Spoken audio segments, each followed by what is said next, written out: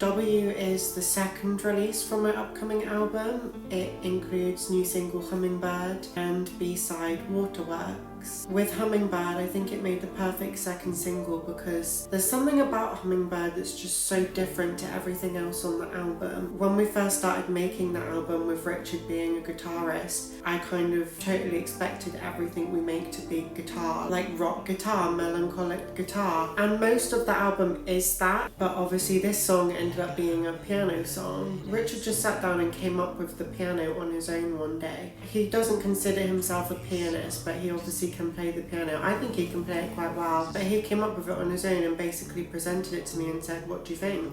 And I was like, "I love it." And from there I wrote the lyrics and the melodies and stuff, which is slightly different from how we've made most of the rest of the album, I would say. We've made tracks various different ways at this point, but with the majority of them, it starts off with me sending over some vocals or like a demo of an idea of what I've got, just like me singing into my phone or something, and then Richard will come up with the guitar and we'll sometimes work together on that. Sometimes Richard will just do it on his own. But with this, he just sent me this idea before I had anything written, and so I was able to write it to the piano, which was interesting. And immediately I just had that first line come to me of like Hummingbird at sea. I basically was able to relate with that one lyric that I'd just come up with and connected it to sort of my singing career, because, you know, a hummingbird at sea is useless, nobody can hear it, it's a songbird that needs to be heard. And throughout my music career, that's sort of how I felt, I suppose. An unknown singer whose songs are not heard. So I kind of took that idea and ran with it. And it's a very poetic song to me. I really liked the idea of talking about really beautiful things, like I mentioned. Other voices tend to shine like chandeliers and city lights at night, so beautiful, so clear.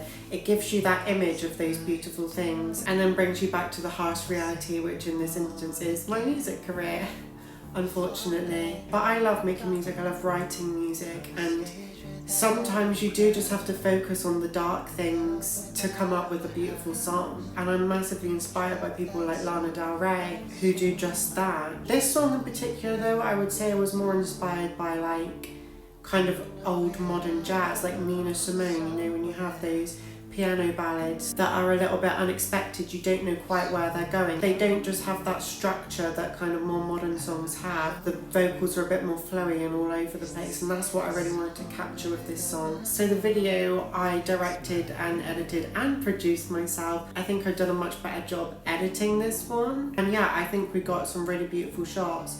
It was fucking freezing filming this video though. We shot it just in December, and I'm out on that beach, I promise you, that was absolutely freezing. And even in the cemetery scene, absolutely frozen. The shots look good, so that's all that matters really, isn't it? Waterworks, another song I absolutely love from the album. It's actually one of my favourite songs on the album, and I would have made it a single, but it's 6 minutes long, so I decided a B-side was probably where it belonged. Yeah, I'm not a fan of these 2-minute short songs these days. I mean, they're good and they're bops and I listen to them, but I quite like having longer songs, and so I'm definitely not afraid to make a 6-minute long song. That's just what this song needed to be. It's not like I went into it like, right, I want to make a 6-minute long song. I go into the creative process with a complete open mind, and it just so happened to be that this song needed to be 6 minutes, I felt like. And so it is. I'm not going to shorten it for the sake of potentially getting a hit. Probably nobody's gonna fucking stream it anyway. I don't really care. I love it, and that's what's important to me.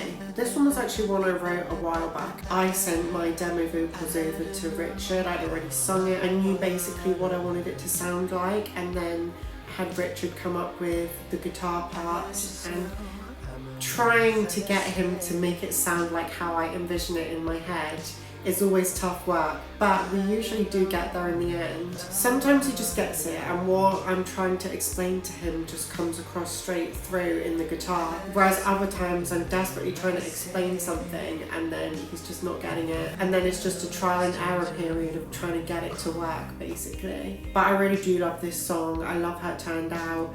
This was a song that I wrote about an ex a long time ago. I'm singing about the ocean and the waves and the rain, and it's all like sweet, nice things, but there's obviously a darker story to it as well. So yeah, that's those 2 songs out, 4 songs now out from the album. The album will hopefully be out this year. Probably going to do another single and then release the album with a 4th single. Hopefully a couple more music videos, but we'll see. Lots of gigs. We're already in the process of doing some gigs. Very small scale at the moment, but hopefully doing some bigger things in the summer. Thank you.